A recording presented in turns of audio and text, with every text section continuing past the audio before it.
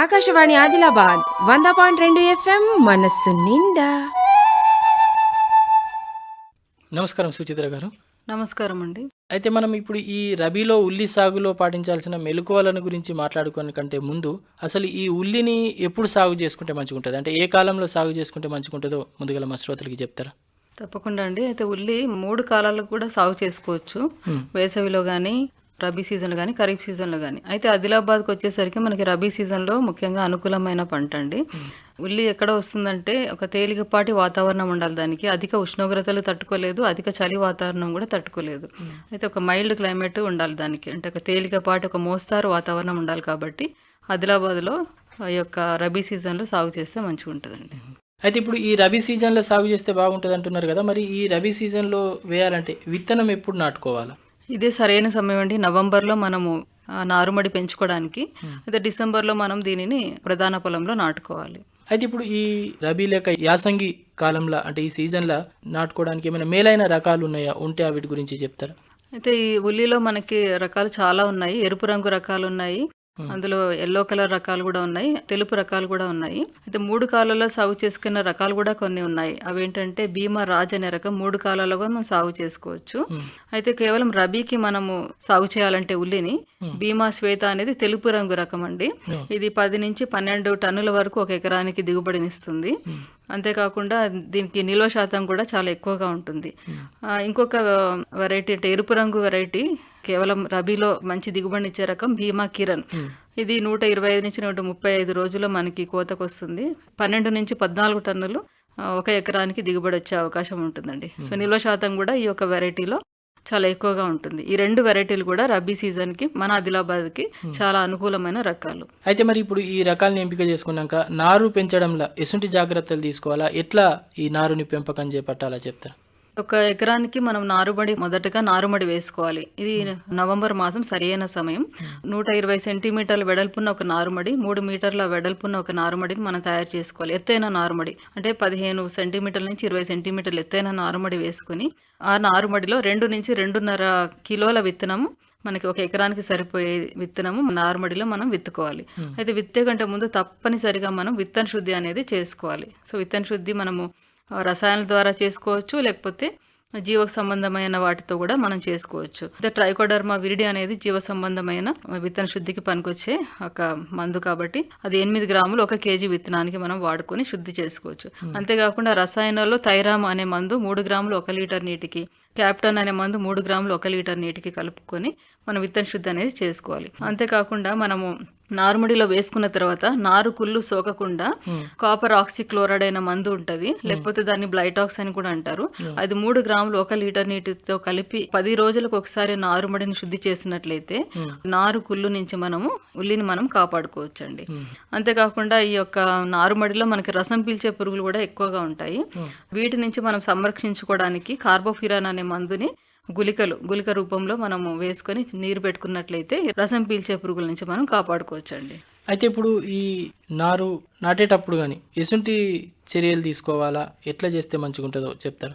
అయితే ఈ నారుని మనము ప్రధాన పొలంలో నాటుకునే ముందు ఆ నేలని బాగా దున్నుకోవాలి. 2-3 సార్లు దుక్కిన తర్వాత చదునుగా చేసిన తర్వాత 30 సెంటీమీటర్ల బోదెలు మనం తయారు చేసుకోవాలి. ఆ బోదెలో 2 వైపుకు, అటువైపు ఇటువైపుకు 10 నుంచి 15 సెంటీమీటర్ల ఎడంలో మనం యొక్క ఉల్లి నారుని నాటుకోవాలి. అయితే 45 నుంచి 60 రోజుల ఉల్లి నారుని నాటుకున్నట్లయితే బాగుంటుంది. ఆ ఉల్లి నారుని నాటుకునే మందు 1% బోర్డో మిక్స్చర్, లేకపోతే కాపర్ ఆక్సిక్లోరైడ్ అనే మందుని 1% బోర్డో మిక్స్చర్ ఆ నీటిలో ముంచి ప్రధాన పొలంలో నాటుకున్నట్లయితే ఉల్లి కుళ్ళు నుంచి మనం రక్షించుకోవచ్చండి. అయితే డిసెంబర్ మొదటి పక్షంలో యొక్క ఉల్లి నారును నాటుకున్నట్లయితే మన ఆదిలాబాద్లో మంచి దిగుబడిని ఇస్తుంది. అయితే ఇప్పుడు ఈ యాసంగిలా ఉల్లి సాగు చేస్తున్నట్లయితే మరి ఈ ఉల్లిలో ఏమన్నా సమస్యలు అంటే పురుగులు, తెగుళ్ళు ఇసుంటివి ఏమన్నా ఉంటాయా? ఉంటే వీటికి నివారణకు ఎట్లాంటి పద్ధతులు ఉన్నాయి, ఏమేమి చర్యలు తీసుకోవాలా? ఉల్లిలో చీడపీడలు అనేవి ఒక్క చీడ మాత్రం చాలా ఎక్కువగా ప్రాబ్లం ఉంటుందండి, సమస్య. అది తామర పురుగు అనేది. ఆ పురుగు ఏంటంటే రసం పీలుస్తుంది. ఆ రసం పీల్చే చాలా చిన్న పురుగు కాబట్టి మన కంటికి కనిపించదు. అయితే ఒక తెల్లని మచ్చలు అనేది ఆకు మీద కనిపించినప్పుడు దానికి రసం పీల్చే పురుగులు ఆశించాయని మనకు అర్థమవుతుంది. సో దీనికి నివారణగా మనము పిప్రోనిల్, దాని రిజెంట్ అని అంటాము, 2 మిల్లీలీటర్లు 1 లీటర్ నీటికి కలుపుకొని పిచికారీ చేసుకోవాలి. సో లేదంటే మనం డైమిథేట్ అనే మందును కూడా 2 మిల్లీలీటర్లు 1 నీటికి కలిపి పిచికారీ చేసుకోవచ్చు. లేకపోతే జీవ సంబంధమైన వాటితో మనము చేయాలి అంటే నీమ్ ఆయిల్, అంటే వేప సంబంధమైన కషాయం కానీ ఆయిల్ కానీ మనం 5 మిల్లీలీటర్లు 1 లీటర్ నీటికి కలిపి పిచికారీ చేసుకోవాలండి.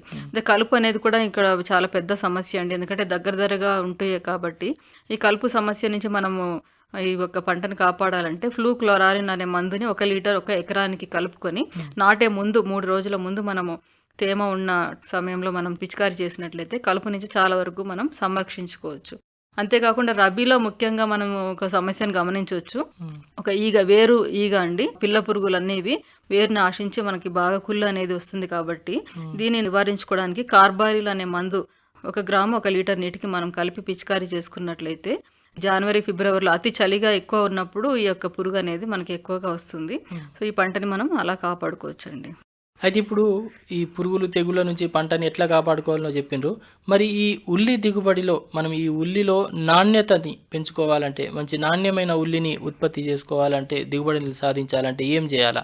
సో ఉల్లికి మంచి నాణ్యత రావాలంటే పంట ప్రధాన పొలంలో ఉన్నప్పటి నుంచే మనం చర్యలు అనేది తీసుకోవాలి. సో ఉల్లిలో మనకి ప్రధానమైన సమస్య ఏంటంటే ఉల్లి మొలకెత్తడం జరుగుతుంది మనం కోత కొయ్యగానే. ఆ మొలకెత్తకుండా ఉండాలంటే నాటిన తర్వాత 70 నుంచి 75 రోజుల్లో మాలిక్ హైడ్రోజైడ్ అనే మందుని 2.5 గ్రాములు 1 లీటర్ నీటికి కలిపి మనం పిచికారీ చేసుకున్నట్లయితే ఆ మొలకెత్తడం అనేది మనకు తగ్గుతుంది. అలాగే నిల్వలో కుళ్ళు అనేది, మెడ కుళ్ళు అనేది మనకి ఎక్కువగా ఆశించి దాన్ని మన ఉల్లి కొనుగోలుదారుడికి చాలా ఎక్కువగా కనిపిస్తుంది ఈ యొక్క సమస్య. అయితే ఆ సమస్య నుంచి మనం నివారించుకోవాలి అంటే కార్బండజిమ్ అనే మందు, అంటే నాటిన తర్వాత 100 నుంచి 110 రోజుల్లో ఈ కార్బండజిమ్ అనే మందు 1 గ్రాము 1 లీటర్ నీటికి కలిపి పిచికారీ చేసుకున్నట్లయితే సో నిల్వలో దీన్ని మనం చాలా వరకు మెడకుళ్ళు కానీ ఉల్లి కుల్లి కానీ మనము నివారించుకోవచ్చండి. అయితే చివరిగా చెప్పండి, మరి ఈ ఉల్లి సాగు చేస్తే ఎకరానికి ఎంత ఖర్చు అవుతుంది, అట్లాగే దిగుబడి ఎంతవరకు వచ్చే అవకాశం ఉన్నది? ఎకరానికి దిగుబడి అంటే 8 టన్నుల నుంచి 10 టన్నుల వరకు ఖరీఫ్లో వస్తుంది. అదే రబీలో అయితే 12 నుంచి 14 టన్నులు వస్తుందండి. సో ఒక ఎకరానికి కేవలం మనకి 30 నుంచి 40 వేల వరకే దీనికి ఖర్చు అవుతుంది. అయితే దీనికి దిగుబడి వచ్చేసరికి మనకి ఒక మార్కెట్ని బట్టి మనకి, అంటే ప్రజెంట్ మార్కెట్ చాలా ఉల్లి రేట్ అనేది మనకి ఎక్కువగా ఉన్నదని మనకు అర్థమవుతుంది. అయితే ఆ రబీ సీజన్లో వచ్చే వాటికి నిల్వ శాతం కూడా ఎక్కువ ఉంటుంది కాబట్టి మార్కెట్ వచ్చినప్పుడు మాత్రమే మనం అమ్ముకున్నట్లయితే మనకి 2.5 నుంచి 3 లక్షల వరకు ఆదాయం వచ్చే అవకాశం ఉంటుందండి ఒక ఎకరానికి. మనం ఎంతకాలం వరకు వీటిని నిల్వ ఉంచుకోవచ్చు? నిల్వ ఉంచుకునేటప్పుడు ఏమైనా జాగ్రత్త? సాధారణ పరిస్థితుల్లో మనకి 6 నెలల వరకు నిల్వ ఉంచుకోవచ్చు అండి. అయితే మనం కోల్డ్ స్టోరేజ్లో 0 డిగ్రీ సెంటీగ్రేడ్ 65% నుంచి 70% వరకు తేమ ఉన్న ప్రదేశంలో మనం పెట్టినట్లయితే మనము 2 సంవత్సరాల వరకు కూడా దీన్ని నిల్వ ఉంచుకోవచ్చండి. ఇంకా రైతులు, ముఖ్యంగా ఈ ఉల్లి సాగు చేసే రైతులు పాటించాల్సిన జాగ్రత్తలు కానీ తీసుకోవాల్సిన చర్యలు కానీ ఏమన్నా ఉన్నాయా, ఉంటే సూచిస్తారు?